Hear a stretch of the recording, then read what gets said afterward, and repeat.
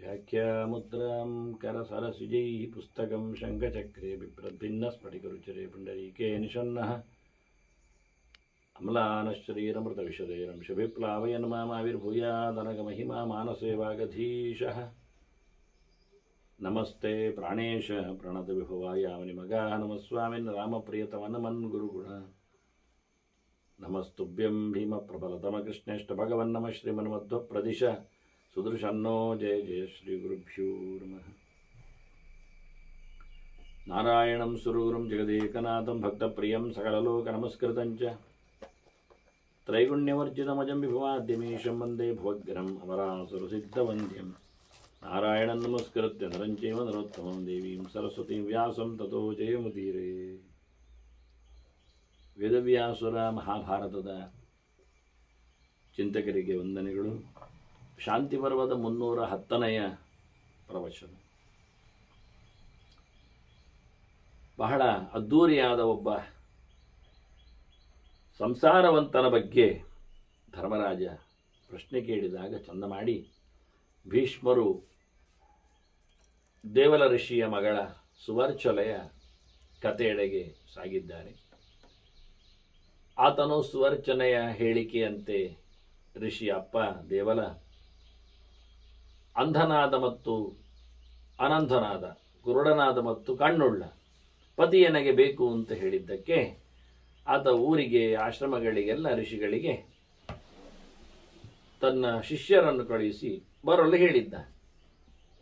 ತನಗೆ ಎಂತಹ ಮಗಳಿಗೆ ಬರಬೇಕು ಅಂತ ಹೇಳಿ ಶಿಷ್ಯನಿಗೆ ಕಳುಹಿಸಿದ್ದರ ಬಗ್ಗೆ ನಾನು ಕಳೆದ ಬಾರಿ 18 ಮುಖಗಳಿಂದ ಗಂಡನನ್ನು ಆಗುವವನನ್ನು ವರಮಹಾಶಯನನ್ನು ಆತ ಆಯ್ಕೆ ಮಾಡಿದ್ದಾನೆ ಅಂತ ಹೇಳುವಾಗ, ನಾವೊಂದು ಋಷಿ ಕಾಲದಲ್ಲಿ ಹಳೆಯ ಹೊತ್ತಿನಲ್ಲಿ ಯಾವ ನೆಲೆಯಲ್ಲಿ ಗಂಡು ಇರಬೇಕು ಅಂತ ಬಯಸಿದ್ರು ಅನ್ನುವುದನ್ನು ಒಂದು ಸ್ವಲ್ಪ ವಿಚಾರಿಸುವ, ನೋಡಿಕೊಳ್ಳುವ ಅಂತ ಹೇಳಿ ಅದನ್ನು ಈ ಬಾರಿ ತಿಳಿಸ್ತೇನೆ ಮತ್ತೆ ಅಂತ ಹೇಳಿದ್ದೆ. ಬಹಳ ಚಂದವಾಗಿ ದೇವಲ ಋಷಿ ಹೇಳಿದ ತನ್ನ ಶಿಷ್ಯರಿಗೆ ಎಂಥವರು ಬರಲಿ ಅಂತ ಹೇಳುವಾಗ ಅವರಲ್ಲಿ ಹಾಗೆ ಹೋಗಿ ಹೇಳಿ ಕರೆಸ್ಲಿಕ್ಕುಂಟು. ಅಂತೂ ಬಹಳಷ್ಟು ಜನ ಋಷಿಗಳು ಬಂದಿದ್ದಾರೆ ಅಂತ ಹೇಳಿದ್ರಿಂದ ತಮಗೆಲ್ಲ ಗೊತ್ತಿರಬಹುದು, ಸುಮಾರಾಗಿ ಎಲ್ಲರೂ ಒಳ್ಳೆಯವರೇ ಆಗಿದ್ರು ಆ ಲೆಕ್ಕಾಚಾರದಲ್ಲಿ. ಆದರೆ ಅವರು ಎಂತಹ ಷರತ್ತುಗಳನ್ನು 18 ಪಾಯಿಂಟ್ಸ್ಗಳನ್ನು, ಅವರ ಕ್ವಾಲಿಟೀಸ್ಗಳನ್ನು, ಗುಣವಂತಿಕೆಯನ್ನು ಹೇಳಿದ್ದ ಅನ್ನೋದನ್ನು ನಾವು ಕೇಳಿಕೊಂಡು ಒಂದೊಮ್ಮೆ ಮದುವೆ ಆದವರಿದ್ದರೆ ಅವರಿಗೆ ಈ ಗುಣಗಳು ಎಷ್ಟೊಂದು ಅಂತ ಬೆರಳು ಮಾಡಿಸಲಿಕ್ಕೆ ಅವಕಾಶ ಸಿಗ್ತದೆ. ಏನಾದರೂ ಕಾಲು ಮತ್ತು ಕೈಯ ಬೆರಳುಗಳಿಗೆ ಅಂತ ಆಚೆ ಹೋಗುವುದಿಲ್ಲ, ಹೇಳಿದ್ದೇನೆ 18 ಅಂತ ಮಹಾಭಾರತ ಸಂಖ್ಯೆ ಅಂತ. ಹಾಗಾಗಿ ನಿಮ್ಮ ಒಂದು ಕೈ ಮಾತ್ರ ನಿಲ್ಲಿಕ್ಕೆ ಆಯಿತೋ, ಎರಡನೇ ಕೈ ಸಹ ಸೇರಿತೋ, ಕಾಲು ಸಹ ಲೆಕ್ಕಕ್ಕೆ ಬಂತೋ, ಅಥವಾ ಪೂರ ಕಾಲುಗಳು ಕೈಗಳು ಎಲ್ಲ ಲೆಕ್ಕಕ್ಕೆ ಸಿಕ್ಕಿದವೋ ಅಂತ ಹೇಳಿ ನೀವೇ ಅಂಕ ಹಾಕಿಕೊಳ್ಳಿ. ಮದುವೆ ಆಗದವರಿದ್ದರೆ ಅಂತೂ ಭಾಳ ಒಳ್ಳೆಯದೇ. ಇಂಥ ಗುಣಗಳಿದ್ದರೆ ಎಲ್ಲಿಯಾದರೂ ಇದ್ದರೆ ನೋಡ್ಬೋದು. ಆದವರಂತೂ ಎಷ್ಟಿದೆ ಅಂತ ನೋಡಿಕೊಳ್ಳಿಕ್ಕಾಗತ್ತೆ. ಇನ್ನೆಂಥದ ಕೈಯ ನೋಡಿಕೊಳ್ಳುವುದನ್ನು ತಿಳ್ಕೊಳ್ಬೇಡಿ, ಆ್ಯಡ್ ಮಾಡಿಕೊಳ್ಳಿಕ್ಕಾದ್ರೂ ಆಗ್ಬೋದಲ್ಲ, ಒಂದೊಮ್ಮೆ ಇರಲಿ ಬಿಡಿ. ಅಂತೂ ಬಹಳ ಚಂದವಾದ ಒಂದು ಇತಿಹಾಸ ಪ್ರಸಿದ್ಧವಾದ ಒಂದು ವರನ ಆಯ್ಕೆಯಲ್ಲಿ ಆಸ್ತಿ ಅಂತಸ್ತುಗಳ ಬಗ್ಗೆ ಹೇಳಿಕೊಳ್ಳದೆ ಒಂದು ಗುಣವಂತಿಕೆಯಲ್ಲಿ ಕೇಳಿಕೊಂಡ ಒಂದು ಮದುವೆಯನ್ನು ನಾವು ನೋಡಿಕೊಳ್ಳುವ ಒಂದು ದೃಷ್ಟಿಯಿಂದ. ಹಾಗಾಗಿ ಋಷಿ ಹೇಳಿರ್ತಾನೆ, ಅಪ್ಪ ಹೇಳಿರ್ತಾನೆ, ದೇವಲ ಹೇಳಿರ್ತಾನೆ, ತನ್ನ ಮಗಳಿಗೆ ಸುವರ್ಚಲೆಗೆ ಬೇಕಾದ ಗಂಡು ಹೇಗಿರಬೇಕು ಅಂದಾಗ ಮೊದಲಿಗೆ ನೀನು ಹುಡುಕಬೇಕಾದ್ದು ನಮ್ಮವರಲ್ಲಿ ಅಂದಾಗ ಬ್ರಾಹ್ಮಣರಲ್ಲಿ. ಇದರಲ್ಲಿ ವಿಶೇಷತೆ ಏನೂ ಇಲ್ಲ. ನಮ್ಮವರು ನಮಗೆ ಬೇಕೆನ್ನುವುದು ಸತ್ಯ. ಸಹಜವಾಗಿ ಸುಲಭವಾಗಿಯೇ ನಮ್ಮತನವನ್ನು ಉಳಿಸಿಕೊಳ್ಳಲಿಕ್ಕೆ ಬರ್ತದೆ ಎನ್ನುವ ನೆಲೆಯಲ್ಲಿ ವಿವಾಹ ಆಗುವುದಿದ್ದರೆ ಅಂಥವರೊಡನೆ ಆಗಲಿಕ್ಕೆ ಅಂತ ಹೇಳಿಕೊಂಡದ್ರಿಂದ ವೈಶ್ಯರು ಅಂದರೆ ವ್ಯಾಪಾರಿಗಳನ್ನೇ ಆಯ್ಕೆ ಮಾಡುತ್ತಾರೆ, ರಾಜರು ರಾಜರನ್ನೇ ನೋಡಿಕೊಳ್ಳುತ್ತಾರೆ ಎನ್ನುವುದು ಸತ್ಯ. ಅದರಿಂದ ಈ ಬ್ರಾಹ್ಮಣರು ನನಗೆ ಬೇಕಾದವರು ಹೇಗಿದ್ದಾರೆ ಕೇಳಿದರೆ, ವೇದ ಸಂಪನ್ನಾನ್ ಯೋನಿ ಗೋತ್ರ ವಿಶೋಧಿತಾನ್ ಮಾತೃತಃ ಪಿತೃತಃ ಶುದ್ಧಾನ್ ಶುದ್ಧಾನಾಚಾರತಃ ಶುಭಾನ್. ಮುಖ್ಯವಾಗಿ ದೊಡ್ಡ ಕ್ವಾಲಿಟಿ ಮೊದಲು ಹೇಳಿದವ ಏನು ಕೇಳಿದರೆ ವೇದ ಸಂಪನ್ನ, ಭಗವಂತನನ್ನು ತಿಳಿಸಿಕೊಡತಕ್ಕಂತಹ ಶಾಸ್ತ್ರ ಏನು ವೇದ ಇದೆ ಅದು ಚೆನ್ನಾಗಿ ಯಾರಿಗೆ ಗೊತ್ತಿದೆ ಅಂತ ನೋಡು, ಅಂಥವ್ರು ಬೇಕು. ನಾವು ಒಂದನೇ ಬೆರಳು ಮಾಡಿಸುವುದರಲ್ಲಿ ವಿಫಲರೇ. ಹಾಗೆ ನಮ್ಮಲ್ಲಿ ಯಾರಲ್ಲಿ ವೇದ ಮಾತಾಡುವುದೂ ಇಲ್ಲ. ವೇದ ಪುಸ್ತಕಗಳಲ್ಲಿ ಆದರೂ ಒಟ್ಟು ಮಾಡಿದವರು ಕೆಲವರು ಇರ್ತಾರೆ. ಅದು ಶಾರದಾ ಪೂಜೆಗೆ ಅಂತ, ವ್ಯಾಸ ಪೂಜೆಗೆ ಅಂತ ಅವರು ಹೇಳಲಿಕ್ಕೆ ನಾಲಿಗೆಯಲ್ಲಿ ಗೊತ್ತಿಲ್ಲ, ಇರಲಿ ಬಿಡಿ. ಹಾಗಾಗಿ ಅದು ಪೂರ್ಣವಾಗಿ ವೇದದಲ್ಲಿ ಪರಮಾತ್ಮನನ್ನು ತಿಳಿದವರು ಅಂತ ಹೇಳಿಬಿಟ್ಟ. ವೇದ ಸಂಪನ್ನ, ಸಂ ಅಂದರೆ ಪರಮಾತ್ಮ, ಅಕೇ ಪ್ರವಿಸಂಭವ ಸಖ ವಿಷ್ಣುವಾಚಕ. ಅದನ್ನು ಪದಗಳಲ್ಲಿ, ಪನ್ನ ಅಂದರೆ ಪದದಲ್ಲಿ ಚಿಂತನೆ ಮಾಡಿದವ ಅಂತ, ಹೊಂದಿದವ ಅಂತ.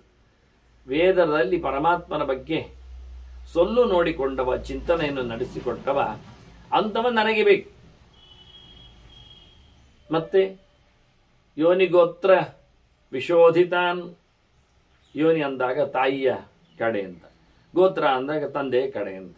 ಕಳೆದ ಬಾರಿ ಒಂದೊಮ್ಮೆ ನಾನು ನಿಮಗೆ ಗೋತ್ರದಿಂದ 7 ತಲೆಮಾರಿನಲ್ಲಿ ಹೇಗೆ ಅದು ವ್ಯತ್ಯಾಸವನ್ನು ಮಾಡಿಕೊಳ್ಳುತ್ತದೆ, ಪಡಿತದೆ ಎನ್ನುವುದನ್ನು ತಿಳಿಸಿಕೊಟ್ಟಿದ್ದೆ.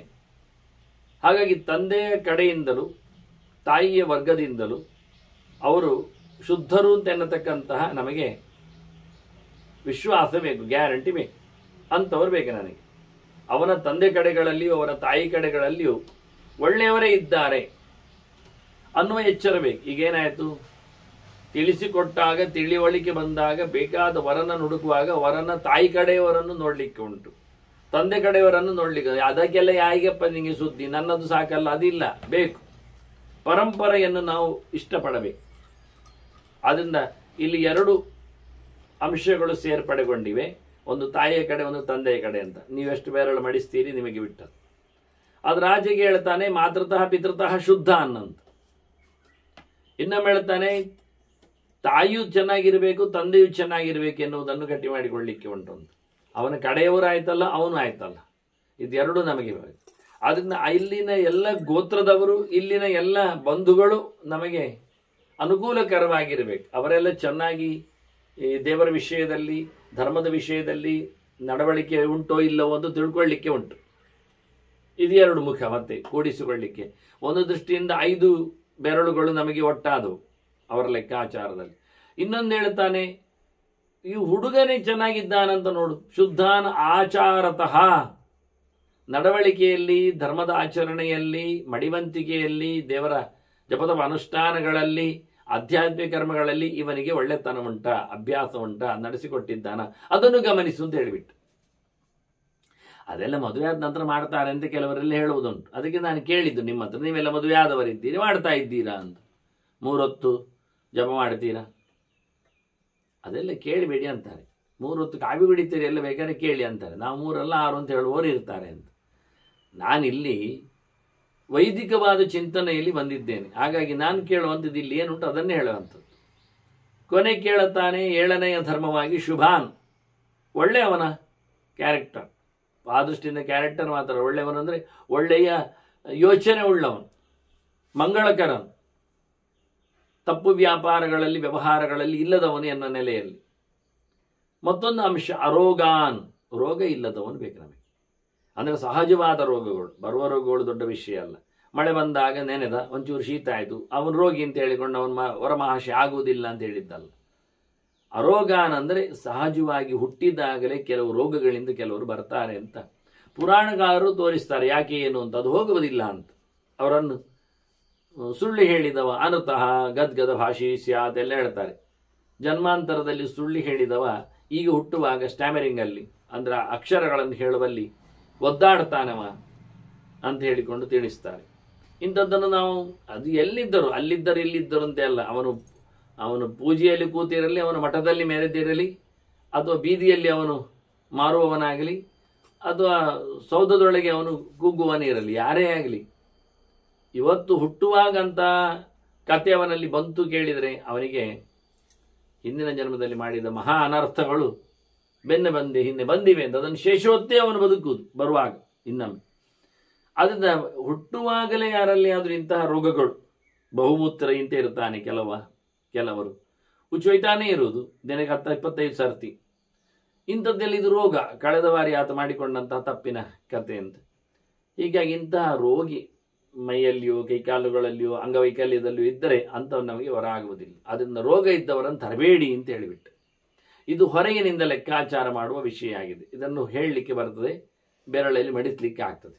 ಬುದ್ಧಿ ಸಂಪನ್ನ, ಇನ್ನೊಂದೆಂತ ಕೇಳಿದರೆ ಎಲ್ಲದಕ್ಕೂ ಇನ್ನೊಬ್ಬರ ತಲೆಯೇ ಖರ್ಚು ಮಾಡುವವನಾಗುವ.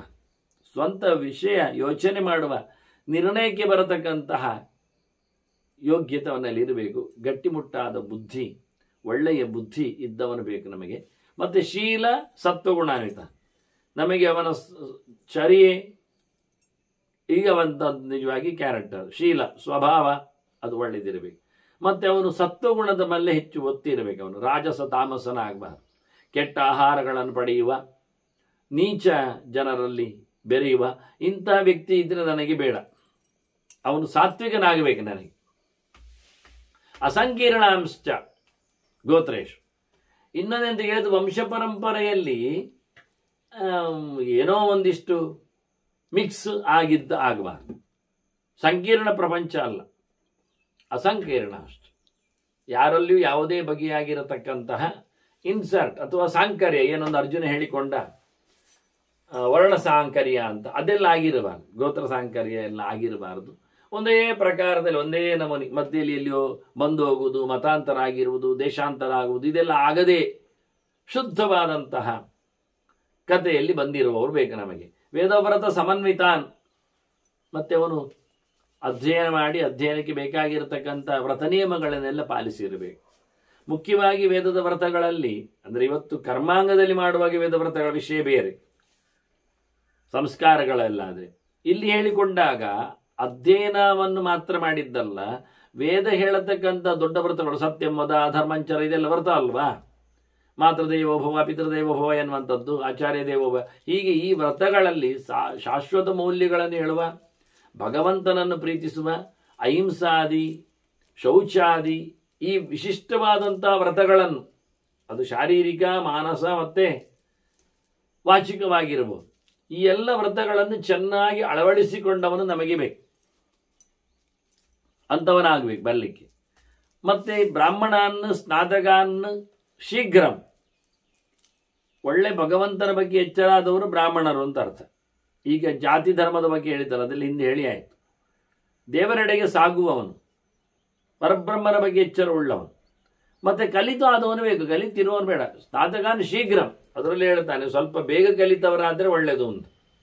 ಅಂದರೆ ಫೈಲಾದವರು ಬೇಡ ಹೇಳಿಕೊಟ್ಟಾಗೆ ಉಂಟು ಕೇಳುವಾಗ. ಒಂದು ನೀವು ಶೀಘ್ರಂ ಎನ್ನುವುದಕ್ಕೆ ಬೇರೆ ಆಚೆ ಅರ್ಥ ಮಾಡಿ, ಬೇಗನೆ ಕರೆದು ಅನ್ನುವುದನ್ನು ಹೇಳಿದ ಋಷಿ ಅಂತ ಅರ್ಥ ಮಾಡಿ, ಪರವಾಗಿಲ್ಲ ನನಗೆ. ಅಂದು ನನಗೆ ಕಂಡ ಅರ್ಥ ಹಾಗೆ ಹೇಳುವಾಗ ಅದು ನಡುವೆ ಬರುವುದು ಯಾಕೆ ಮತ್ತೆ ಇಲ್ಲಾದರೆ. ಸ್ನಾತಕಾನ್ ಶೀಘ್ರಂ ಅಂದರೆ ಬೇಗನೆ ತಲೆಗೆ ಹೊತ್ತವನನ್ನು, ಬೇಗನೆ ಕಲಿತು ಮುಗಿಸಿದವನನ್ನು, ಒಳ್ಳೆಯ ಪ್ರಕಾರದಲ್ಲಿ ಕಲಿತದ್ದರಲ್ಲಿ ಅವನು ಅಂದರೆ ಧಾರಣೆ ಶಕ್ತಿ ಒಳ್ಳೆಯದಿದೆ, ಎಕ್ಸ್ಪರ್ಟ್ ಇದ್ದಾನೆ, ಏಕಸಂಧಿಗ್ರಾಹಿ ಇದ್ದಾನೆ ಎಲ್ಲ ಅರ್ಥ. ಇಲ್ಲಾಂದರೆ ಫೈಲಾದವನು ಅಂದರೆ ಕಡೆಗೆ ಕೆಲವೊಮ್ಮೆ ಅವನನ್ನು ಪಾಸ್ ಮಾಡುವುದು ಒತ್ತಾಯದಲ್ಲಿ. 3-4 ವರ್ಷ ಆಯ್ತಲ್ಲ ಇನ್ನೆಂಥದಕ್ಕೆ ಅಂತ. ಅಂದರೆ ಏನಾಯ್ತು, ಅವನಲ್ಲಿ ಧಾರಣೆ ಇಲ್ಲ, ವ್ಯವಸ್ಥೆ ಇಲ್ಲ, ಚಿಂತನೆ ಇಲ್ಲ, ಕಲಿಕೆ ಇಲ್ಲ ಅಂತ ಒಂದು ಮೈನಸ್. ಇದೆಲ್ಲ ಹೇಳಲಿಕ್ಕೋಸ್ಕರ ಒಳ್ಳೆ ಈಗಾಗಲೇ ಕಲಿತಿರಬೇಕು, ಕಲಿಯುತ್ತಿರುವವನು ನಮಗೆ ಬೇಡ ಅಪ್ಲಿಕೇಶನ್ ಹಾಕಲಿಕ್ಕೆ, ಬೇಗನೆ ಕಲಿತವರಾಗಿರ್ಬೇಕು, ಅದರಲ್ಲಿ ಸಹ ತಡ ಮಾಡಿಕೊಂಡವರಲ್ಲ. ಮತ್ತೆ ಹೇಳ್ತಾನೆ ಮಾತಾಪಿತೃ ಸಮನ್ವಿತಾನ್. ಇವತ್ತು ನಾವು ಬೆರಳು ಮಡಿಸುವುದರಲ್ಲಿ ಸೋಲುವುದಿಲ್ಲಿ. ತಂದೆ ತಾಯಿಗಳಿದ್ದ ಹುಡುಗರನ್ನು ಕರ್ಕೊಂಬ ಅಂದ ಇವ. ಇವತ್ತೆಲ್ಲ ಸಾಮಾಜಿಕವಾಗಿ ನೋಡಿಕೊಂಡ್ರೆ ಹುಡುಗನನ್ನು ಹುಡುಗಿಯನ್ನು ಹುಡುಕ್ಲಿಕ್ಕೆ ಹೋಗುವಲ್ಲಿ ಹೇಳುವಂಥದ್ದು ಏನು ಕೇಳಿದರೆ, ಮನೆಯಲ್ಲಿ ಸೀನಿಯರ್ ಸಿಟಿಸನ್ ಎಷ್ಟಿದ್ದಾರೆ ಅಂತ, 2ರಲ್ಲಿ ಎಷ್ಟು ಉಂಟು ಅಂತ ಕೇಳುದು. 2 ಇಲ್ಲ ಅಂದರೆ ಭಾರಿ ಖುಷಿ, ನಮ್ಮ ಹುಡುಗಿಯನ್ನು ಕೊಡ್ತೇವೆ, ನಾವು ಮದುವೆಗೆ ಇದ್ದೇವೆ ಅಂತ. ಯಾರಾದರೂ ಅತ್ತೆ ಮಾವಂದಿರು ಉಂಟು ಹೇಳಿದರೆ ಬೇರೆ ಕಡೆಗೆ ಕೊಡ್ತಾರೆ. ಅಂದರೆ ಇರುವ ಗಂಡಿನ ಮನೆಯಲ್ಲಿ ತಂದೆ ತಾಯಿಗಳೆಲ್ಲ ಇರಬಾರ್ದು, ಅವನೆಲ್ಲೋ ಇರಬೇಕು ಬೇರೆ ಕಡೆ. ಬದುಕಿಯೂ ಇರಬಾರ್ದು, ಹತ್ತಿರದಲ್ಲಿ ಇರಬಾರ್ದು, ಬದುಕಿ ಇರಬಾರ್ದು. ಮತ್ತು ನಾಳೆ ಅವರು ಇವನನ್ನು ಎಳೆದು ಬಿಟ್ರೆ, ಅವರ ಸೇವೆ ಮಾಡಿಸಿದರೆ, ಇಷ್ಟೆಲ್ಲ ಗಲೀಜು ಪಿತೂರಿಗಳು ಇವೆ ಇವತ್ತಿನ ವಿವಾಹದ ಒಂದು ಹಿನ್ನೆಲೆಯಲ್ಲಿ. ಇಲ್ಲಿ ಅದನ್ನು ಎತ್ತಿ ಆದರೆ ನಾ ಈ ಬೆರಳು ಯಾರು ಮಡಿಸುವುದಿಲ್ಲ ಅಂತ ನನಗೆ ಗೊತ್ತೇ ಉಂಟು. ಮಾತಾ ಪಿತೃ ಸಮನ್ವಿತ, ತಂದೆ ತಾಯಿಗಳಿದ್ದವರನ್ನು ಕರ್ಕೊಂಡು ಬಾ.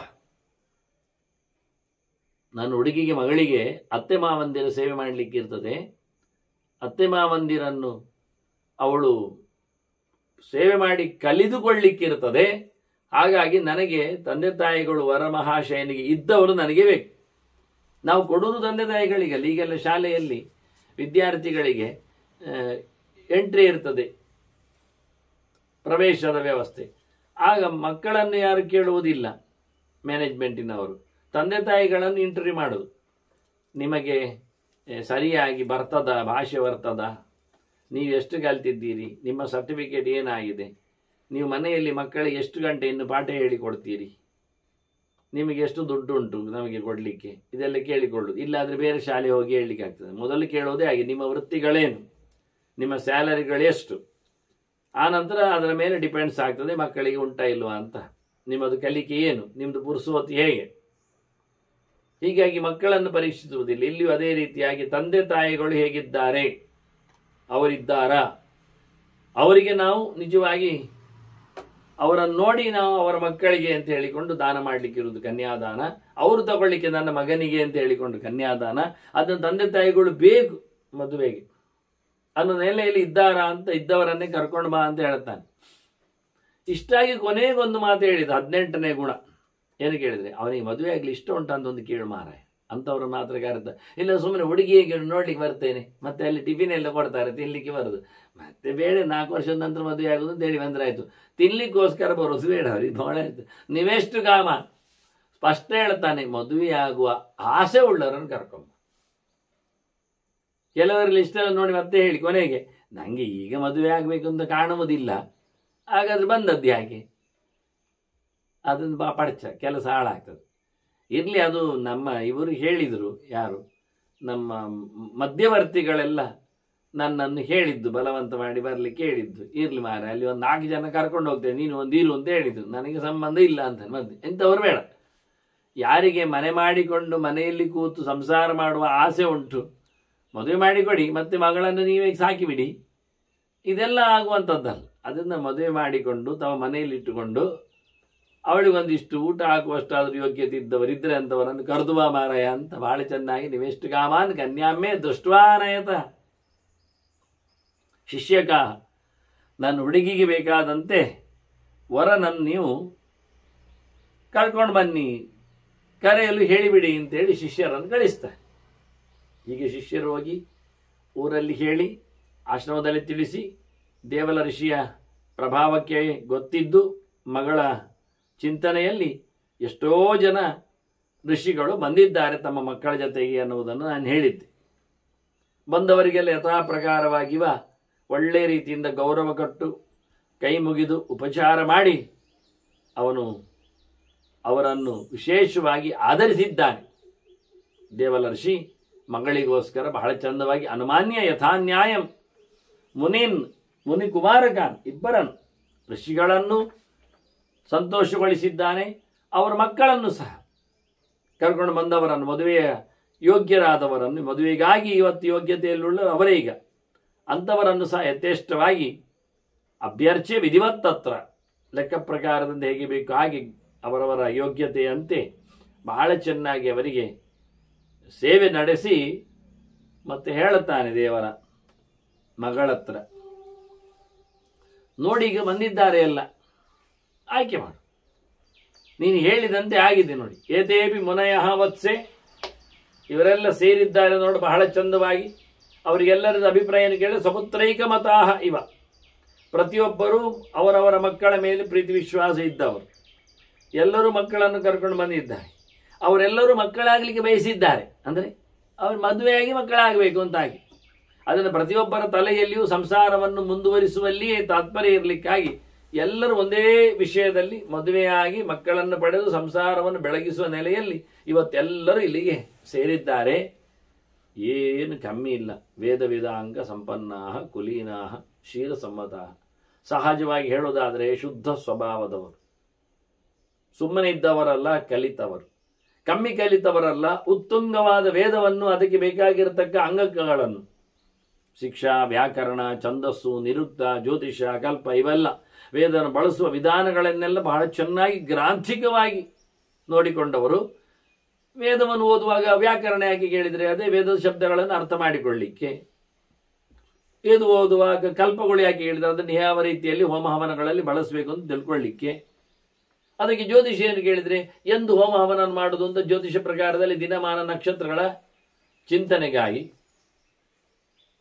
ಮತ್ತು ಅದಕ್ಕೆ ಯಾವುದು ಫೋನೆಟಿಕ್ಸ್ ಯಾಕೆ ಹೇಳಿದರೆ, ಅದನ್ನು ಹೇಗೆ ಉಚ್ಚಾರಣೆ ಮಾಡು, ಹೀಗೆ ನೋಡುವುದಲ್ಲ, ವೇದವನ್ನು ಹೇಳಬೇಕು ಬಾಯಲ್ಲಿ. ಉಚ್ಚಾರಣೆ ಮಾಡುವಾಗ ಹೇಗಿರ್ತದೆ ಅದರ ಸ್ವರಗಳ ಪ್ರಕ್ರಿಯೆಗಳು ಹೇಗಾಗ್ತವೆ, ಯಾವುದೆಲ್ಲ ಪದಗಳು ಆದ್ಯುದಾತ್ತಾದಿಗಳಲ್ಲಿ ಅಂತೋದಾತ್ತವಾಗಿ ಆನಂತರ ಅನುದಾತ್ತಕ್ಕೆ ಬರತಕ್ಕಂಥ ಕ್ರಮದಲ್ಲಿ ರಂಗ ಸ್ವರ ಯಾವಾಗ, ಇದನ್ನೆಲ್ಲ ತಿಳ್ಕೊಳ್ಬೇಡವಾ?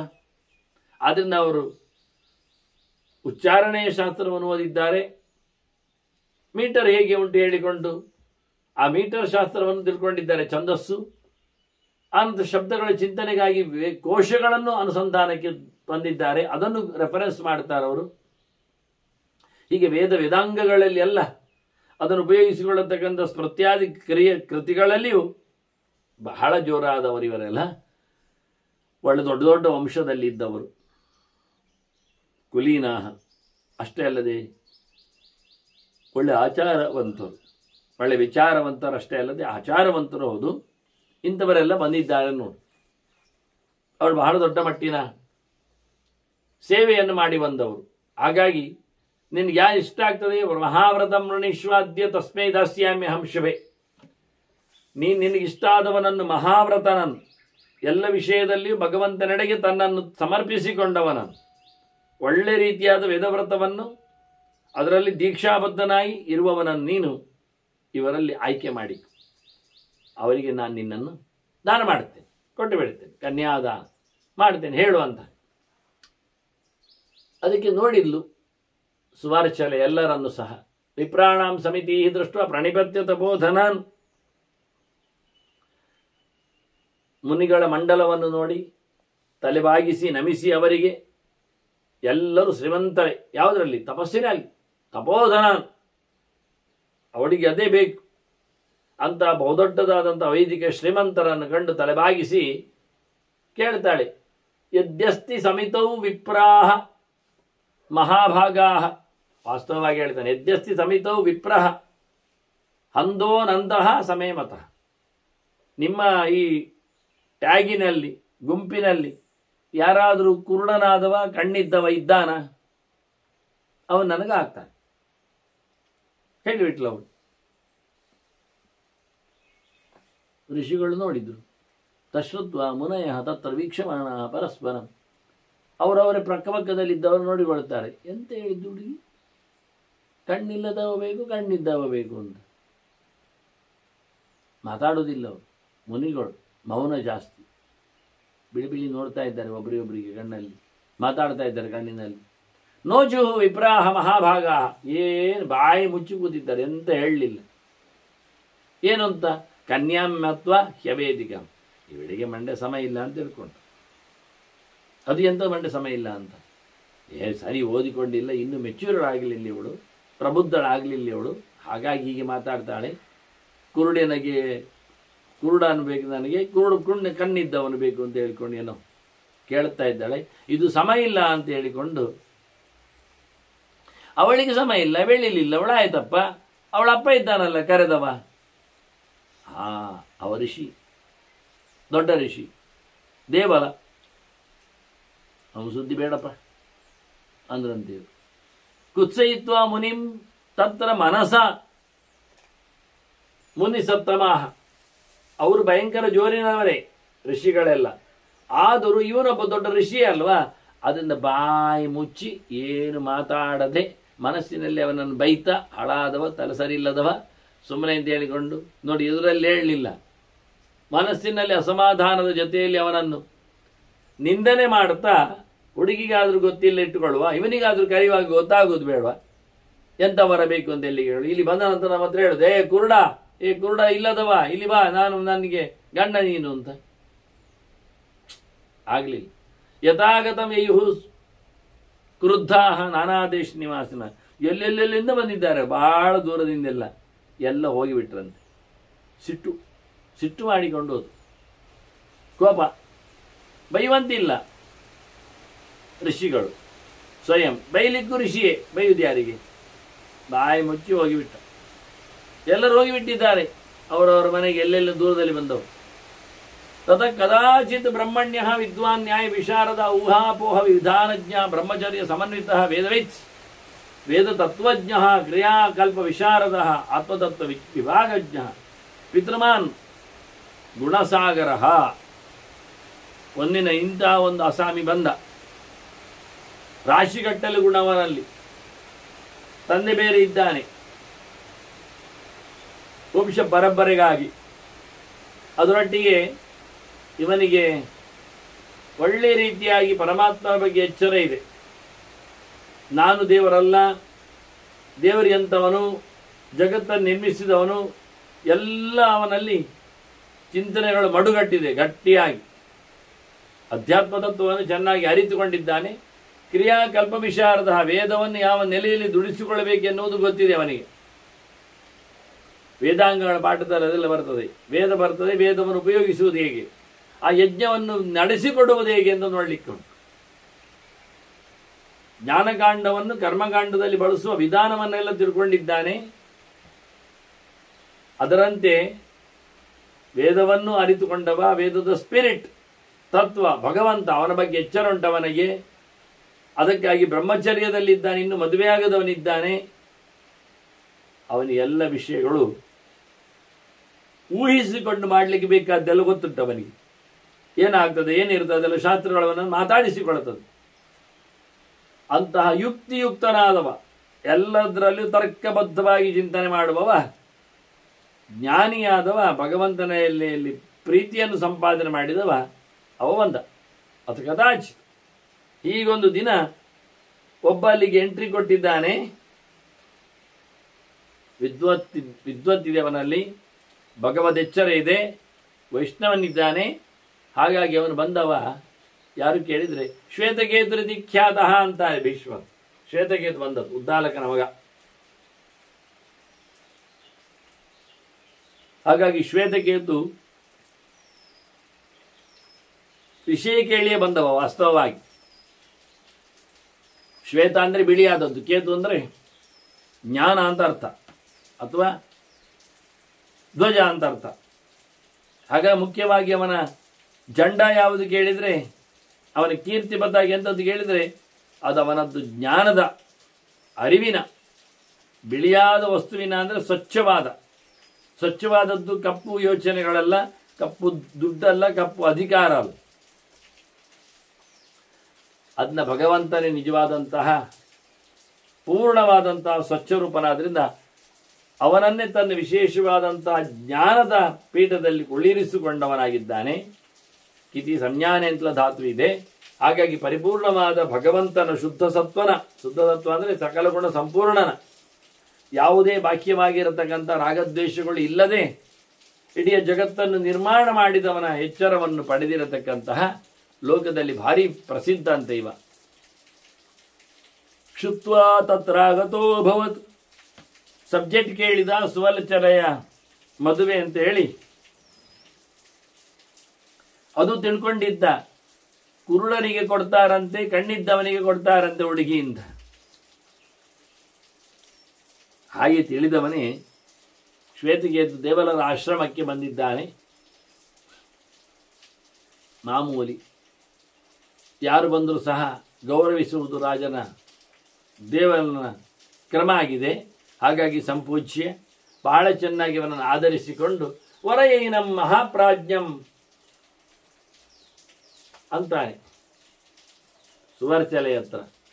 ವೇದಾಂಗ ಪಾರಗಂ, ಬಹಳ ಒಳ್ಳೆ ತಿಳ್ಕೊಂಡಿದ್ದಾನಲ್ಲ, ತುಂಬ ಚಿಂತನೆ ಮಾಡಿದವ, ವೇದಗಳ ವಿಭಾಗಗಳನ್ನೆಲ್ಲ ಅರಿತು ಅದನ್ನು ಉಪಯೋಗಿಸಿಕೊಳ್ಳತಕ್ಕಂಥ ಎಲ್ಲ ಮುಖಗಳನ್ನು ತಿಳ್ಕೊಂಡಿದ್ದಾನೆ ಶ್ವೇತಕೇತು. ಓ ಮಗಳೇ, ಇವನನ್ನು ಮದುವೆಯಾಗ ಅಂತಾನೆ. ಅವಳಿಗೆ ಸಿಟ್ಟುವಂತು. ಮದುವೆಯಾಗೊಂದು ಹೇಳ್ತಾನಲ್ಲಪ್ಪ, ನನ್ನದೊಂದು ಪ್ರತಿಜ್ಞೆ ಇಲ್ವಾ? ತಚ್ಛೃತ್ವ ಕುಪಿತ, ಬಹಳ ಸಿಟ್ಟಿನಲ್ಲಿ ಕನ್ಯಾ ಋಷಿಪುತ್ರ ಮುದೈಕ್ಷತ. ಶ್ವೇತಕೇತುನ ಹೀಗೆ ಕಣ್ಣರಳಿಸಿ ನೋಡಿದ್ಲು, ಕಣ್ಣೆತ್ತಿ ನೋಡಿದ್ಲು, ಕತ್ತೆತ್ತಿ ನೋಡಿದ್ಲು. ಈ ಅಭಿಪ್ರಾಯದಲ್ಲಿ ಮದುವೆಯಾಗಿ ಹೇಳ್ತಾನೆ, ನಾನು ಕುರುಡನನ್ನು ಮದುವೆ ಆಗುವುದು ಅಂತ ಹೇಳಿದ್ದೇನೆ ಅಪ್ಪನಿಗೆ, ಕಣ್ಣಿದ್ದವನನ್ನು ನಾನು ವರಿಸುವುದು ಅಂತ ತಿಳಿಸಿದ್ದೇನೆ. ಅದಕ್ಕೆ ಅವನನ್ನು ಹಾಗೆ ಯೋಚನೆ ಮಾಡಿ ಬಂದಿದ್ದಾನೆ. ಇವ ಏನು ಕತೆ, ಸಿದ್ಧನಾದ್ನ ಅದಕ್ಕೆ ಅಂತ ಹೇಳಿಕೊಂಡು ಬಹಳ ಚಂದವಾದ ಒಳದು ಕೂಟ ಪ್ರಶ್ನೆ ಅಂತಹ ಒಂದು ವಿಚಿತ್ರವಾದಂತಹ ಪ್ರತಿಜ್ಞೆ. ಹೀಗೆ ನೋಡಿದ್ದು.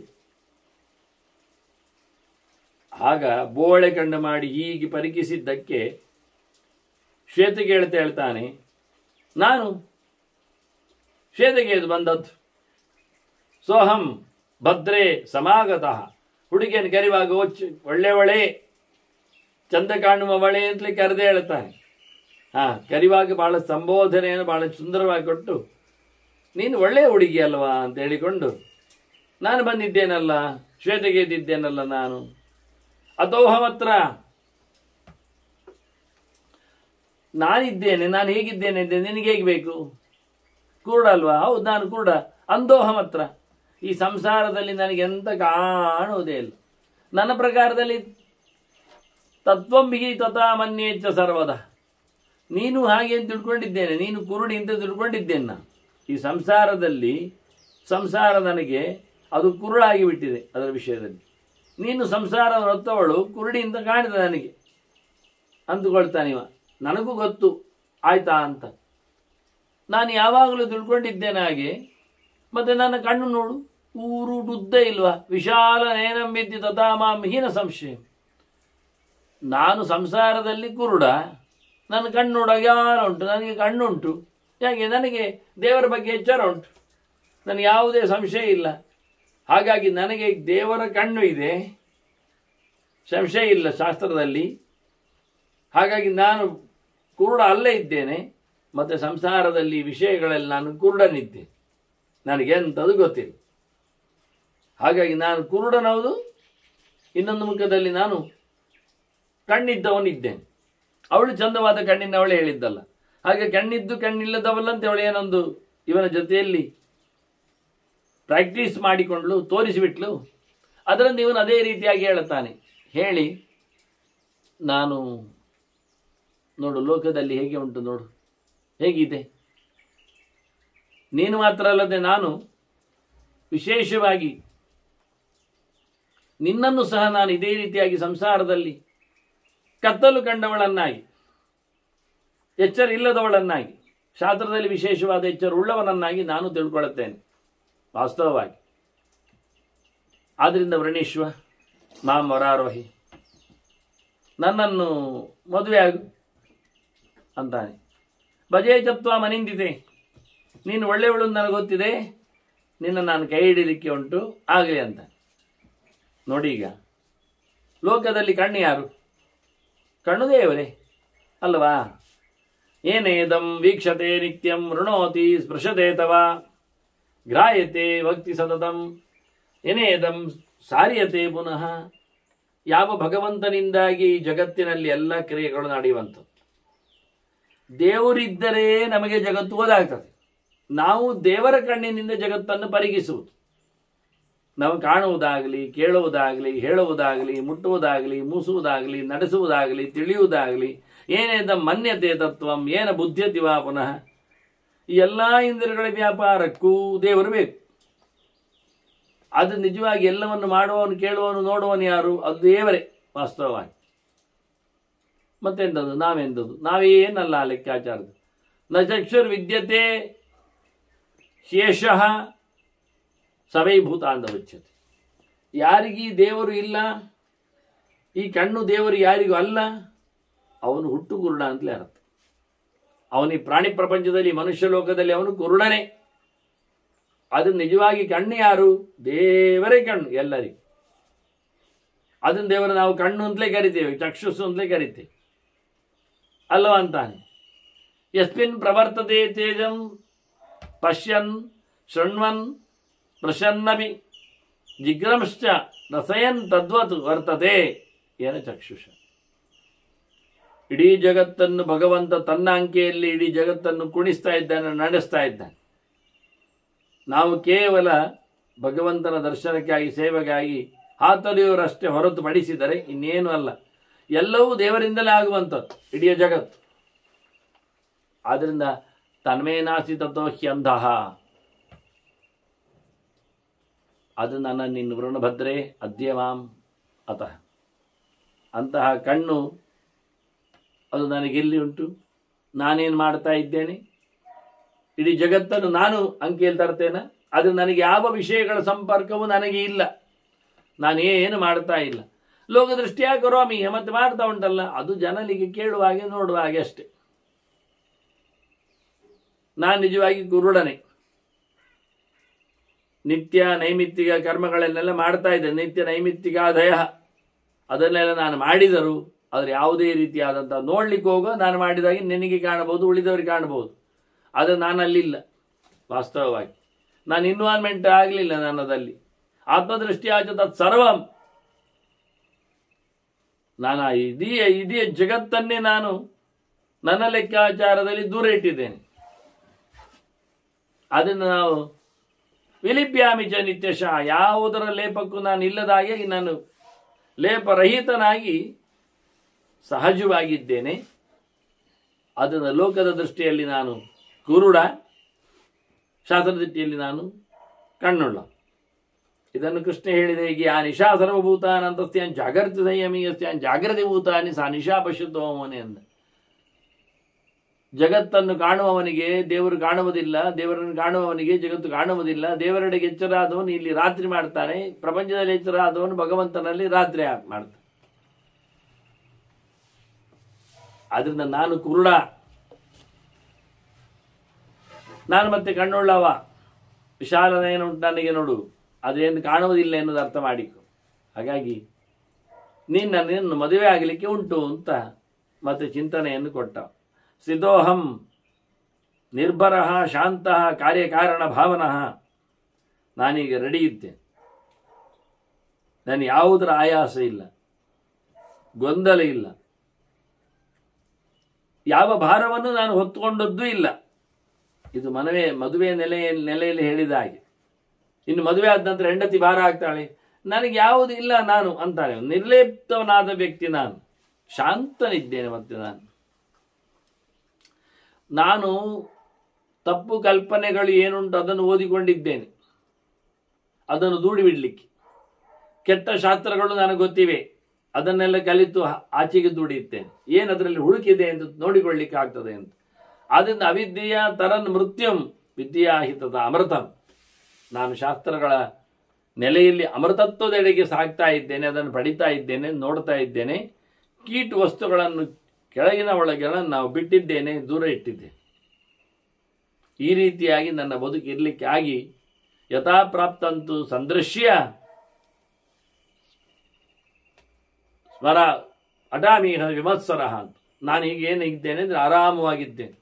ಬಂದದ್ರಲ್ಲಿ ತೃಪ್ತಿಯನ್ನು ಪಡೆದುಕೊಂಡು ಬಹಳ ಖುಷಿಯಲ್ಲಿ ನಾನಿಲ್ಲಿ ಎಲ್ಲರ ಜೊತೆಯಲ್ಲಿ ಜನರ ನಡುವೆಯಲ್ಲಿ ಸತಾಮಿಹ ವಿಮತ್ಸರ, ಯಾರ ಮೇಲೂ ಯಾವುದೇ ರೀತಿಯಾದ ಕೋಪತಾಪಗಳಿಲ್ಲದೆ ಅಸೂಯೆಗಳೆಲ್ಲ ಇಲ್ಲದೆ ನಾನು ಆರಾಮವಾಗಿ ಇಲ್ಲೇ ಇದ್ದೇನೆ. ನೀನೀಗ ಸೋತು ಬಿಟ್ಟಿದ್ದಿ, ನಿನ್ನ ಪರೀಕ್ಷೆ ಮುಗಿದಿದೆ, ನಿನ್ನನ್ನು ಮಾರಿಕೊಂಡಿದ್ದಿ ಅಂದನಿಗೆ ಅನಂದನಿಗೆ ನಾನು ಮದುವೆ ಆಗ್ತೇನೆ ಅಂತ. ಹಾಗಾಗಿ ಕ್ರೀತೆ ವ್ಯವಸ್ಥಿತಂ ಭದ್ರೆ, ಈಗ ನಮ್ಮದು ವ್ಯವಹಾರ ಮುಗಿಯಿತೆ. ಆದ್ದರಿಂದ ಭರ್ತಾಹಂತೆ ವೃಣಿಶ್ವಂ, ನಿನಗೆ ನಾನು ಗಂಡ ಇದ್ದೇನೆ, ನೀನು ನನ್ನ ಹೆಂಡತಿಯಾಗಿ ಬರಬೇಕು ಅಂತ ಕೇಳಿಕೊಂಡ. ಇಷ್ಟಾದಾಗ ಸುವರ್ಚಲೆ ಹೇಳುತ್ತಾಳೆ, ಅರ್ಥ ಆಯ್ತು ನನಗೆ, ನೀನು ಕುರುಡನೂ ಹೌದು ಅಲ್ಲವೂ ಹೌದು ಅಂತ ಗೊತ್ತಾಗಿದೆ. ಹಾಗಾಗಿ ಮನಸಾಸಿ ವೃತಃ ವಿಪ್ರಹ, ನೀನು ನನಗೆ ಮನಸಾಹಿ ವೃತಃ ವಿದ್ವಾನ್, ಓ ತಿಳಿದವನೇ, ನೀನು ನನಗೆ ಇಷ್ಟ ಆಗಿತ್ತು, ಮನಸ್ಸಿನಲ್ಲಿ ಇಷ್ಟ ಆಗಿತ್ತು. ಅಂದ ತಕ್ಷಣ ನಾನೇನು ಮಾಡಲಿಕ್ಕೆ ಆಗುವುದಿಲ್ಲ. ಶೇಷಕರ್ತ ಪಿತಾಮಹ, ಇನ್ನೇನಿದ್ರು ಮದುವೆ ದಾನ ವ್ಯವಸ್ಥೆ ಎಲ್ಲ ಮಾಡುವಂಥದ್ದು ನನ್ನಪ್ಪ. ಅದನ್ನು ನಿನ್ನ ಅಪ್ಪನಲ್ಲಿ ಮಾತಾಡು. ವೃಣೀಶ್ವ ಪಿತರಂ ಮಹ್ಯಂ, ನನಗಾಗಿ ತಂದೆಯಲ್ಲಿ ಕೇಳುತ್ತಾ ನೀನು ನನ್ನ ಮದುವೆ ಆಗಲಿಕ್ಕೆ ಬರ್ತದೆ. ಪಣದಲ್ಲಿ ಗೆದ್ದೆ ಎನ್ನುವುದು ಸತ್ಯ ಆದರೂ ಕೊಡಬೇಕಾದ ಅವನಿದ್ದಾನೆ, ನೀನು ಕೇಳಿ ಅಂತ ತಂದೆಯ ಬಗ್ಗೆ ದೇವಲನ ಬಗ್ಗೆ ಹೇಳುತ್ತಾ, ಇದು ವಿಷಯ ಅಲ್ವಾ ಅಂತ ಹೇಳೋಳು. ಏಷ ವೇದವಿಧಿ ಕ್ರಮ, ಅದವಳ ದೊಡ್ಡ ಮಾತು. ಇದು ನಮ್ಮ ಕ್ರಮ ಅಲ್ಲ, ಇದು ಶಾಸ್ತ್ರದ ಕ್ರಮ. ಅಷ್ಟೇ ಅಲ್ಲ, ಇದು ಶಾಸ್ತ್ರವನ್ನು ಕೊಟ್ಟವನ ಶಾಸ್ತ್ರಕ್ಕೆ ಮೂಲವಾದಂಥ ವೇದದ ಚಿಂತನೆ. ಅದನ್ನು ಚತುರ್ಮುಖ ನೆನಪಿಸಿದ ಕಥೆ ಇದು ವಾಸ್ತವವಾಗಿ. ಹಾಗಾಗಿ ಇದು ವಿಧಿಕ್ರಮ ಅಂದರೆ ಚತುರ್ಮುಖ ಮಾಡಿದ್ದು ಅಂತಲೂ ಹೌದು, ವಿಧಿ ಅಂದರೆ ಪ್ರಯೋಗವೂ ಹೌದು, ಟೆಕ್ನಾಲಜಿ. ಮದುವೆ ಆದ ನಂತರವೇ ಹೆಣ್ಣನ್ನು ಪಡೆದುಕೊಂಡು ಹೋಗಲಿಕ್ಕೆ ಎನ್ನುವುದೇನೊಂದು ಕ್ರಮ ಇದೆ. ಇದು ಚತುರ್ಮುಖ ಮಾಡಿದ ಕ್ರಮ, ಇದು ಶಾಸ್ತ್ರೀಯ ಕ್ರಮ ಇದೆ. ಅದನ್ನು ಹೀಗೆ ಚತುರ್ಮುಖನ ಉಪದೇಶ, ಅದರ ಗತ್ತು, ಇಡೀ ಲೋಕದಲ್ಲಿ ಈ ರೀತಿಯಾದಂತಹ ಒಂದು ಬದುಕು, ಒಂದು ಮದುವೆ ಆಗ್ತದೆ. ಯಾಕೆ ಬ್ರಹ್ಮಾಂಡದ ಅರಸು ಹೇಳಿದ್ರಿಂದ ಇಡೀ ಬ್ರಹ್ಮಾಂಡದಲ್ಲಿ ಇಂಥದ್ದು ಟ್ರೆಡಿಷನ್ಸ್ಗಳು ಹೋಗ್ಲಿಕ್ಕೆ ಉಂಟು, ನಡೀಲಿಕ್ಕೆ ಉಂಟು. ಹೀಗಾಗಿ ಬ್ರಹ್ಮ ಮಾಡಿದ ಪದ್ಧತಿಯನ್ನು ತಪ್ಪಿಸುವಂತಿಲ್ಲ, ಮದುವೆಯ ಕ್ರಮವನ್ನು ಬಿಟ್ಟುವಂತಿಲ್ಲ. ಅದನ್ನು ನಡೆಸಿಕೊಂಡಲ್ಲಿ ನಾನು ಖಂಡಿತವಾಗಿಯೂ ಮದುವೆ ಆಗಲಿಕ್ಕೆ ಉಂಟು ಅಂತ ಹೇಳ್ತಾ, ಇದನ್ನು ದೇವರ ಋಷಿಗಳಲ್ಲಿಯೂ ವಾಸ್ತವವಾಗಿ ಕೇಳಿಕೊಳ್ಳುತ್ತಾರೆ. ಅವರು ಯಥಾ ಪ್ರಕಾರ ಜಲದಾನ ಪೂರ್ವಕ ಕನ್ಯಾದಾನವನ್ನು ಮಾಡ್ತಾರವರು. ಆ ವಿಧಿ ಪ್ರೋಸೆಸ್ಗಳು ಹೇಗಿರ್ತವೆ ಅವರಿಗೆಲ್ಲ ಸಂತೋಷಗೊಳಿಸಿ ವಾಸ್ತವವಾಗಿ ಹೆಣ್ಣಿನ ದಾನವನ್ನು ಅವಳ ಅಭಿಪ್ರಾಯದಂತೆ, ಅವನ ಅಭಿಪ್ರಾಯದಂತೆ ಶ್ವೇತಕೇತುವಿಗೆ ಸುವರ್ಚಲನನ್ನು ಕೊಡ್ತಾನೆ. ಉದ್ದಾಲಕನ ಮಗ, ನಮಗೊತ್ತವ ಎಂಥವನು ಅಂತೇಳಿ.